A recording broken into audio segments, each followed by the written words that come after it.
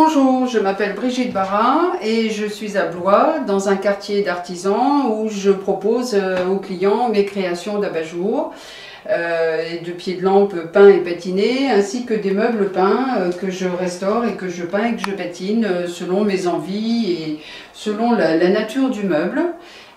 Donc vous pouvez voir des collections d'abat-jour tout à fait différents, des abat-jour posés sur des pieds de lampe, vous avez des tout petits abat-jour qui sont faits pour disposer sur des appliques en bronze, et en général je les peins et je les patine pour faire des ensembles cohérents.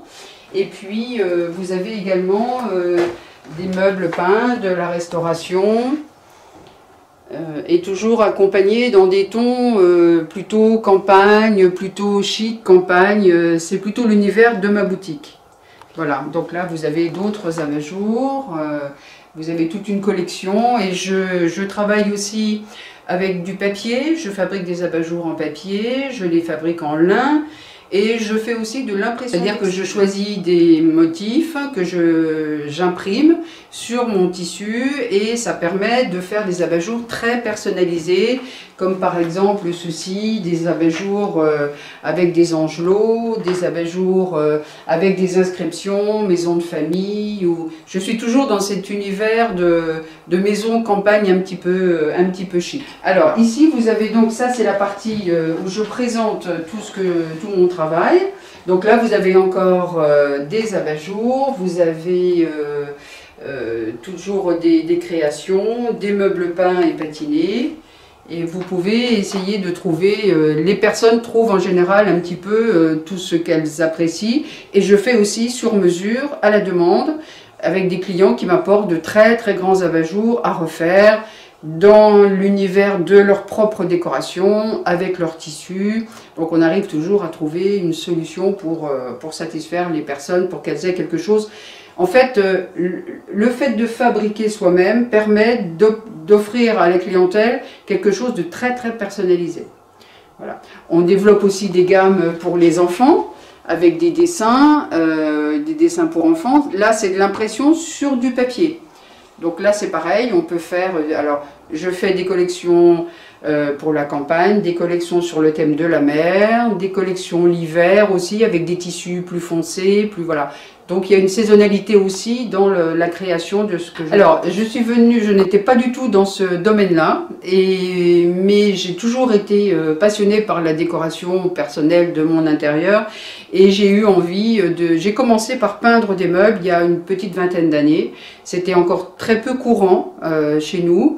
Et donc, un jour, des clients m'ont demandé d'assortir le buffet que je leur avais peint, patiné, avec des pieds de lampe et des lampadaires. Et c'est comme ça que petit à petit est venue l'idée de faire du luminaire, qui donne aussi un côté agréable de présentation avec les meubles peints. Donc voilà où j'en suis, comment je suis arrivée à l'abat-jour. Voilà. Il n'y a pas tellement il y a quelques obstacles, il y a quelques petites contraintes techniques. On ne peut pas, il y a des contraintes techniques si on veut faire de l'impression, il faut utiliser des machines différentes. Enfin, il y a il faut avoir un logiciel pour faire des présentations, pour faire des mises en scène, des mises en page. Donc ça s'acquiert au fur et à mesure, et puis c'est ce qui permet après de développer des tas de collections différentes et de personnaliser. Des obstacles, il n'y en a pas vraiment. Je pense que quand on aime ce que l'on fait comme ça, c'est vraiment... en fait, la boutique ressemble à mon intérieur. Il y a une identité qui fait que les gens qui aiment cet univers-là viennent à la boutique, et je reste dans cette... je sais faire dans cet univers-là. Je suis très peu portée sur le contemporain, bien que je fasse aussi des choses contemporaines pour les clients qui le demandent, hein. Mais par goût, je reste dans cet univers. Alors, donc, il y a des matériaux de base, on ne peut pas fabriquer un abat-jour sans une carcasse, sans une matière plastique qui laisse passer la lumière et qui protège de la chaleur. Après, on peut faire avec du tissu, on peut faire avec du papier, on peut faire avec beaucoup de choses différentes. Ensuite, en ce qui concerne les meubles, je choisis toujours des meubles anciens, des rééditions de meubles anciens qui sont très très bien fabriqués, et ça me permet d'avoir une qualité de travail et de pouvoir de pouvoir les restaurer et les recolorer au gré des clients. Voilà. Alors, je fais moi une collection de meubles avec mes couleurs. Après, j'ai aussi des meubles en brut et je les présente aux clients qui veulent quelque chose avec une couleur particulière. Donc, je me déplace chez eux, je regarde leur environnement et je leur propose une palette de couleurs pour transformer leurs meubles. Alors, il y a, oui, effectivement, alors moi, la fabrication de mes abat-jours est uniquement faite à la main. Je n'ai pas de machine pour fabriquer mes abat-jours comme dans les ateliers industriels où les abat-jours sont cousus, ils sont faits en quantité, etc.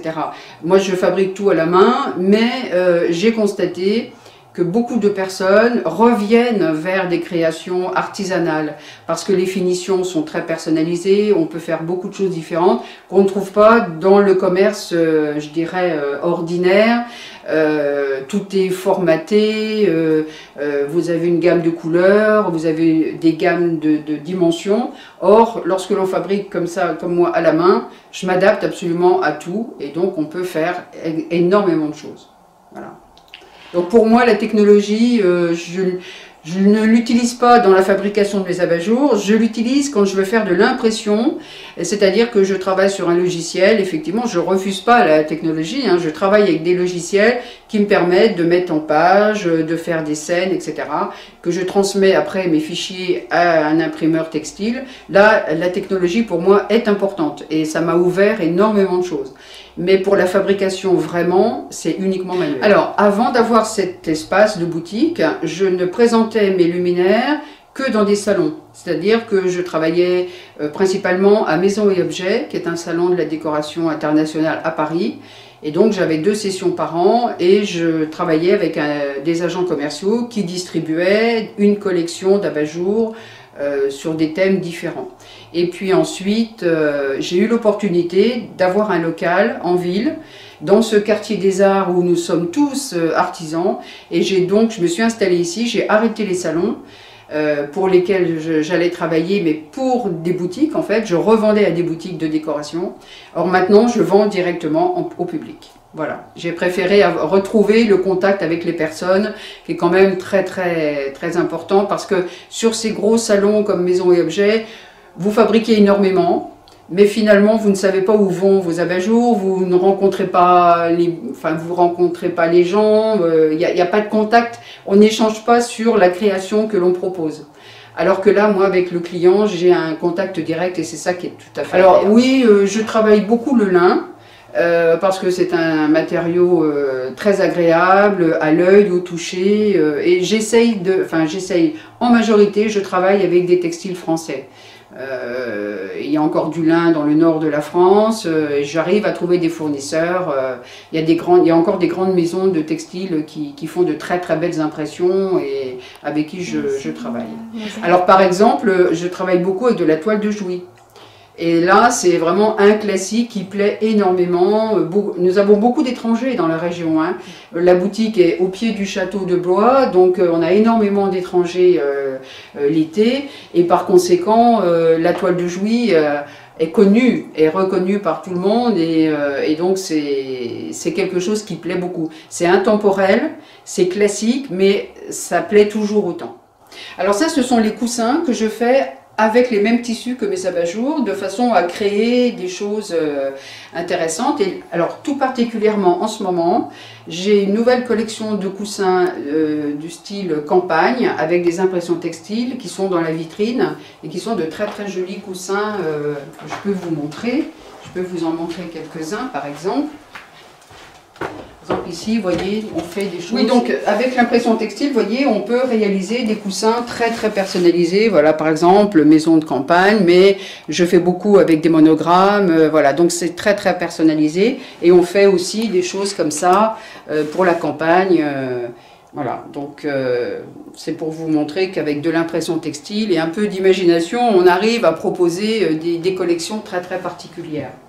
Et qui sont toujours très appréciés parce qu'on ne les retrouve pas ailleurs. Je n'en fais pas 25 de chaque, je fais une collection, j'en fais quelques-uns, ensuite je passe à autre chose. Alors C'est plus agréable pour le client de savoir que c'est quelque chose qu'il ne retrouvera pas en quantité. Alors cette année, le gros projet, c'est justement l'impression textile que je touche un peu du doigt. C'est la première collection. Et donc là, par contre, je vais créer une collection mer, bord de mer, et puis beaucoup d'abat-jours en forme tambour, des grands abat-jours où je vais utiliser des vieux documents, des cartes postales de villes, des châteaux de la Loire par exemple. Je vais faire une collection sur des affiches, des étiquettes de vin de la région, et donc ce sera des abat-jours extrêmement personnalisés et que les gens ne retrouveront pas ailleurs. Donc là il y a toute une recherche de documents qui est intéressante, et puis ensuite une mise en page, et ensuite la réalisation, l'impression sur le tissu et la fabrication. Et alors, lorsque j'étais sur les salons de maisons et objets, j'en voyais partout, là c'était international, donc j'avais maintenant ici, c'est une clientèle de la région, mais il y a ici beaucoup de maisons secondaires, c'est une région qui est très visitée l'été, donc il y a beaucoup d'étrangers et je vends beaucoup aussi aux étrangers tout l'été. À partir de Pâques jusqu'au mois de septembre, la clientèle apprécie ce genre. On a beaucoup d'Américains qui habitent ici aussi, il y a une communauté américaine importante. Et puis des Anglais, il y a beaucoup de touristes et on travaille bien l'été avec les touristes. Voilà. Madame Barra, merci. Je vous en prie, ça a été un grand plaisir.